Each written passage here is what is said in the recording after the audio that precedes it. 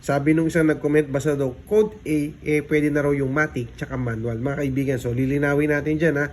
Hindi po pwedeng magmaneho ng manual ang A, tapos ang description niya ay matic. Dito po niyo yung makikita, ayan o. Yan, kita nyo ba? Ayan, makikita nyo dyan na meron po siya nakalagay na matic. Ayan o. Automatic po yan. So, ibig sabihin, yung description o yung code ng iyong sasakyan ay pang automatic lamang ng A. Kasi may nakalagay po dyan A. Ngayon, kung ang code naman ng sayo is manual, matic, ayan po, may nakalagay po dyan, no?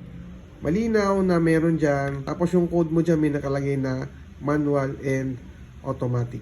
Ayun, mga kaibigan natin. Kaya makikita po sa likod ng driver's license mo kung ang pwede mong gamitin ay manual at matic.